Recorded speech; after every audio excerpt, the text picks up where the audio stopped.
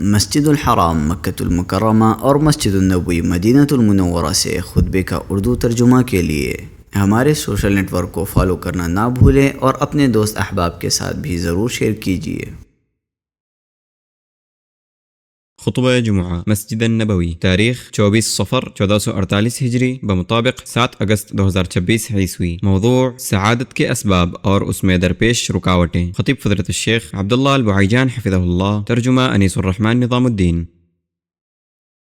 تمام تعریف اللہ کے لیے ہے جس نے اپنی اطاعت میں دلوں کی سعادت اور اپنے ذکر میں نفسوں کا اطمینان و سکون رکھا اور اپنے اوپر ایمان کو کامیابی کا سب سے بڑا ذریعہ بنایا۔ میں اس پاک ذات کی حمد بیان کرتا ہوں، اس کا شکر ادا کرتا ہوں اور گواہی دیتا ہوں کہ اللہ کے سوا کوئی معبود برحق نہیں، وہ اکیلا ہے، اس کا کوئی شریک نہیں۔ ایسی گواہی جو گواہی دینے والے کے لیے دنیا میں سعادت اور آخرت میں نجات کا سبب بنے۔ اور میں گواہی دیتا ہوں کہ محمد اللہ کے بندے اور اس کے رسول ہیں۔ آپ صلی اللہ علیہ وسلم سعادت مندوں کے پیشوا اور پرہیزگاروں کے لیے نمونہ ہے۔ اللہ تعالیٰ درود و سلام اور برکت نازل فرمائے آپ پر، آپ کے آل و اصحاب پر اور ان لوگوں پر جو قیامت تک آپ کے طریقے پر چلے اور آپ کے نقش قدم کی پیروی کریں۔ اما بعد، اللہ کے بندو، میں آپ سب کو اللہ تعالیٰ کا تقوی اختیار کرنے کی وصیت کرتا ہوں، کیونکہ تقوی ہر بھلائی کی کنجی اور ہر سعادت کی بنیاد ہے۔ اللہ کا فرمان ہے، اور جو اللہ سے ڈرتا ہے اللہ اس کے لیے نکلنے کا راستہ بنا دیتا ہے اور اسے وہاں سے رزق عطا فرماتا ہے جہاں سے اسے گمان بھی نہیں ہوتا۔ اللہ کے بندو،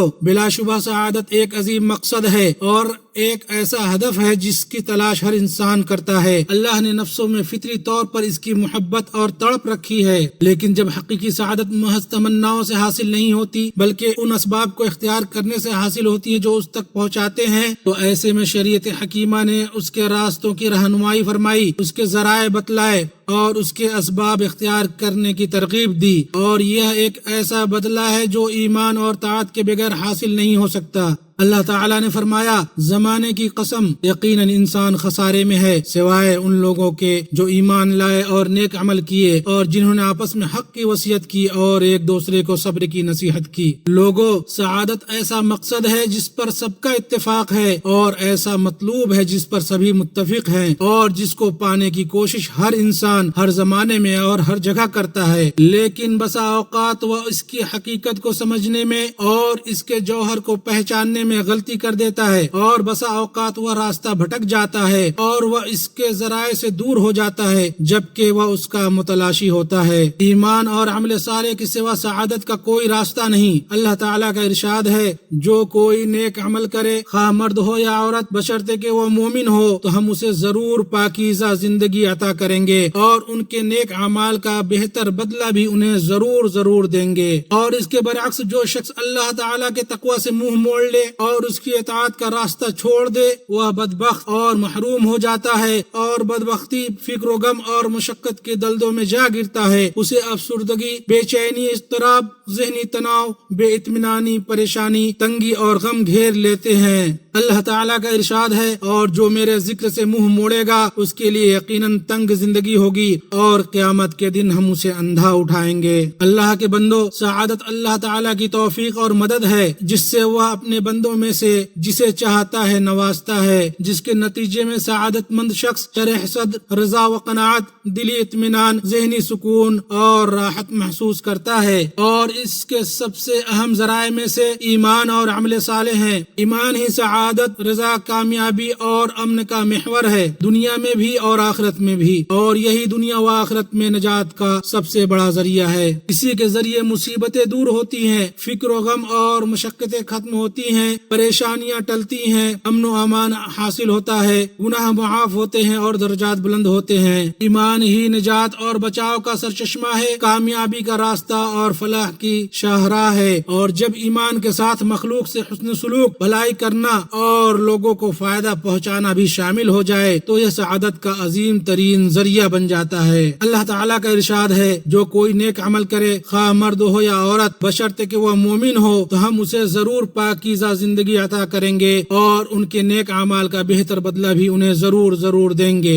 سعادت کے عظیم ترین ذرائع میں سے ایک فرائض اور واجبات کی پابندی ہے، اور ان میں سر فہرست نماز ہے، جو بندے اور اس کے رب کے درمیان کا ایک تعلق ہے۔ نماز دل کو اطمینان، نفس کو سکون عطا کرتی ہے اور بے حیائی و برائی سے روکتی ہے۔ اللہ تعالیٰ نے فرمایا، بلا شبہ جو لوگ ایمان لائے، نیک اعمال کیے، نماز قائم کی اور زکوٰۃ ادا کی، ان کے لیے ان کے رب کے پاس ان کا اجر ہے، اور نہ انہیں کوئی خوف ہوگا اور نہ ہی وہ غمگین ہوں گے۔ اسی طرح ان ذرائع میں سے جن میں سعادت پنہا ہے، اللہ تعالیٰ کے ذکر اور قرآن کریم کی تلاوت کی پابندی ہے، کیونکہ دلوں کو حقیقی سکون اور راحت صرف اللہ تعالیٰ کے ذکر ہی سے حاصل ہوتی ہے۔ اللہ تعالیٰ کا ارشاد ہے، یہ وہ لوگ ہیں جو ایمان لائے اور ان کے دل اللہ کے ذکر سے اطمینان پاتے ہیں۔ آگاہ رہو، اللہ ہی کے ذکر سے دلوں کو اطمینان حاصل ہوتا ہے۔ جو لوگ ایمان لائے اور نیک اعمال کیے، ان کے لیے خوشخبری ہے اور بہترین ٹھکانہ ہے۔ اور قرآن اللہ تعالیٰ کا کلام ہے جو ہر ہدایت اور ہر سعادت کا سرچشمہ ہے۔ اس میں دلوں کے امراض کے لیے شفا ہے اور اہل ایمان کے لیے سراپا ہدایت اور رحمت ہے۔ اللہ تعالیٰ نے فرمایا، پھر اگر میری طرف سے تمہارے پاس کوئی ہدایت آئے تو جو میری ہدایت کی پیروی کرے گا وہ نہ گمراہ ہوگا اور نہ بدبخت ہوگا، اور جو میرے ذکر سے منہ موڑے گا اس کے لیے یقیناً تنگ زندگی ہوگی، اور قیامت کے دن ہم اسے اندھا اٹھائیں گے۔ سعادت کے ذرائع میں سے قضاء و قدر پر ایمان رکھنا بھی ہے، جو ایمان کے ارکان میں سے ایک رکن اور اسلامی عقیدے کے بنیادی اصولوں میں سے ایک اصول ہے۔ اس کے ثمرات میں ہے کہ آزمائش کے وقت بندہ صبر سے کام لیتا ہے، اللہ تعالیٰ کی تقسیم پر راضی رہتا ہے، ناراضی اور جزا فضا سے بچتا ہے، دلی سکون اور نفسیاتی اطمینان حاصل کرتا ہے۔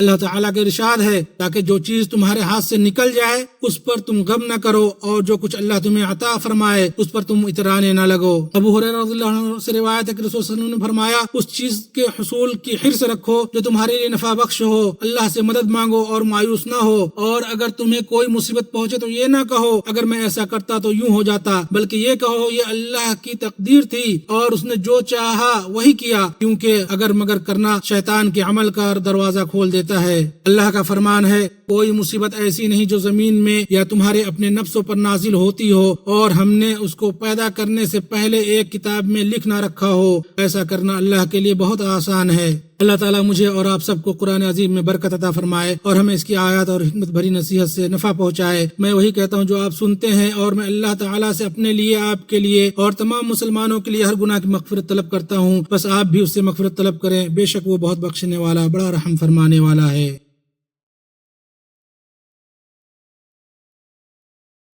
تمام تعریف اللہ کے لیے ہے، اس کے احسان پر، اور اسی کا شکر ہے اس کی توفیق اور انعام پر۔ میں گواہی دیتا ہوں کہ اللہ کے سوا کوئی معبود برحق نہیں، وہ اکیلا ہے، اس کا کوئی شریک نہیں، اس کی عظمت شان کا اعتراف کرتے ہوئے، اور میں گواہی دیتا ہوں کہ محمد اللہ کے بندے اور اس کے رسول ہیں جو اس کی رضا کی طرف دعوت دینے والے ہیں۔ اللہ آپ پر، آپ کے آل و صحاب پر بے شمار درود و سلام نازل فرمائے۔ اللہ کے بندو، سعادت نعمتوں اور آسائشوں میں زندگی گزارنے، خواہشات میں ڈوب جانے، لذتوں میں کھو جانے یا جسمانی راحت میں پنہا نہیں، بلکہ حقیقی سعادت دل کی نعمت، نفس کے اطمینان اور باطن کی دوستی کا نام ہے۔ یہی وہ سعادت ہے جس کے اثرات دنیا اور آخرت تک دراز ہیں۔ بندے کو سعادت سے محروم کرنے والی سب سے بڑی رکاوٹوں میں سے دلوں کی بیماریاں ہیں، جیسے حسد، کینہ، بغض، نفرت، تکبر اور ریاکاری، کیونکہ دل تمام اعضاء کا بادشاہ ہے، ایمان کا مقام ہے اور سعادت کا سرچشمہ ہے۔ جب دل درست ہو جاتا ہے تو پورا جسم درست ہو جاتا ہے، اور جب دل بگڑ جاتا ہے تو سارا جسم بگڑ جاتا ہے۔ نعمان بن بشیر رضی اللہ عنہ بیان کرتے ہیں کہ میں نے رسول اللہ صلی اللہ علیہ وسلم کو فرماتے ہوئے سنا، خبردار،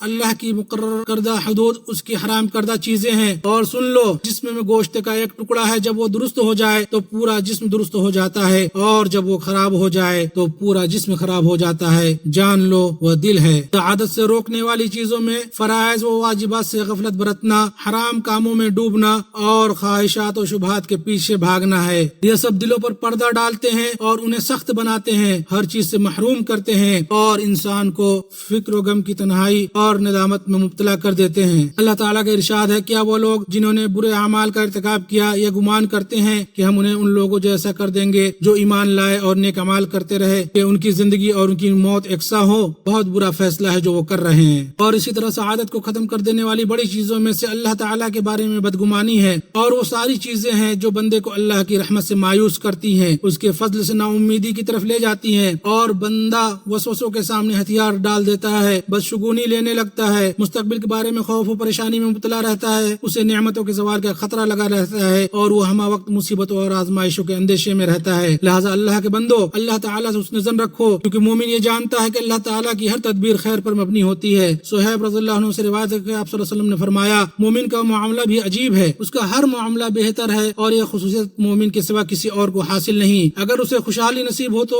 وہ شکر ادا کرتا ہے اور یہ اس کے لیے بہتر ہوتا ہے، اور اگر اسے کوئی تکلیف پہنچے تو وہ صبر کرتا ہے اور یہ بھی اس کے لیے بہتر ہوتا ہے۔ اللہ کے بندو، سعادت سے محروم کرنے والی نمایاں ترین رکاوٹوں میں سے ہے وقت کو ضائع کرنا، فرائض و واجبات میں کوتاہی برتنا، لہو و لعب اور غفلت میں ڈوب جانا، موبائل فون کا حد سے زیادہ استعمال کرنا، اور سوشل میڈیا کے مختلف پلیٹ فارم پر موجود مواد اور ریل کے مسلسل مشاہدے کی لت میں پڑ جانا۔ یہ عادتیں وقت کو برباد کرتی ہیں، ذہن کو منتشر کرتی ہیں، توجہ اور یکسوئی کی صلاحیت کو کمزور کرتی ہیں، اور دوسروں سے موازنہ کرنے کے باعث فکر، بے چینی، افسردگی اور نفسیاتی صحت کی خرابی کا سبب بنتی ہے۔ لہذا دل اپنا اطمینان کھو بیٹھتا ہے اور رضا و قناعت کی لذت سے محروم ہو جاتا ہے۔ چنانچہ اللہ کے بندو، اللہ کا تقوی اختیار کرو اور سعادت حاصل کرنے کے لیے سعادت کا راستہ اختیار کرو، اور ایسے راستے نہ اختیار کرو جو سعادت تک نہیں پہنچاتے بلکہ سعادت سے مزید دور اور اس کی حقیقت سے محروم کر دیتے ہیں۔ حقیقی سعادت کا راستہ تو اللہ کی کتاب کو مضبوطی سے پکڑنا اور اس کے رسول محمد صلی اللہ علیہ وسلم کے طریقے کی پیروی کرنا ہے، کیونکہ انہی دونوں میں ہدایت و رحمت ہے اور یہی دونوں کافی ہیں۔ اللہ تعالی ہمیں ان لوگوں میں شامل فرمائے جو بات کو غور سے سنتے ہیں اور اس کے بہترین پہلو کی پیروی کرتے ہیں۔ یہی وہ لوگ ہیں جنہیں اللہ نے ہدایت سے نوازا، اور یہی عقل و دانش والے ہیں۔ نبی کریم صلی اللہ علیہ وسلم پر درود و سلام بھیجو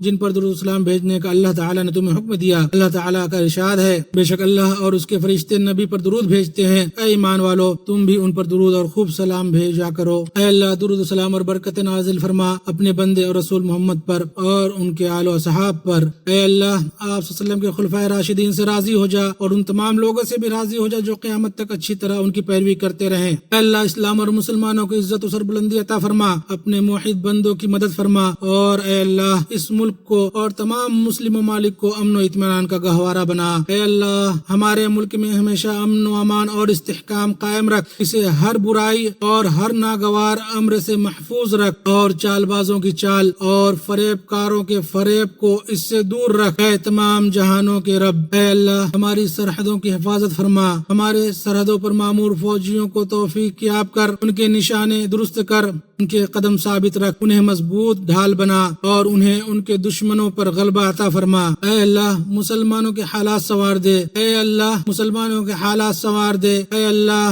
ان کے باہمی تعلقات کی اصلاح فرما اور انہیں حق پر متحد کر دے، اے رب العالمین۔ اے اللہ ہمیں ہمارے وطنوں میں امن و امان عطا فرما، ہمارے سربراہان اور حکمرانوں کی اصلاح کر، اے اللہ ہمارے حکمراں خادم حرمین شریفین کو اپنی توفیق سے نواز، اپنی تائید و نصرت سے ان کی مدد فرما، اور اے رب العالمین انہیں صحت و عافیت عطا فرما۔ اے اللہ انہیں اور ان کے ولی عہد کو ان کاموں کی توفیق دے جنہیں تو پسند فرماتا ہے اور جن سے تو راضی ہو، اے دعاؤں کو سننے والے۔ اے اللہ ہم سے ہماری عبادت قبول فرما، بے شک تو ہی خوب سننے والا خوب جاننے والا ہے، اور ہماری توبہ قبول فرما، یقیناً تو بہت توبہ قبول کرنے والا نہایت رحم فرمانے والا ہے۔ اے اللہ محمد صلی اللہ علیہ وسلم آپ کی پاکیزہ آل پر اور آپ کے نیکوکار صحابہ پر درود و سلام اور برکتیں نازل فرما، اور ہمیں بھی اپنی رحمت سے ان کے زمرے میں شامل فرما، یا عزیز و یا غفار۔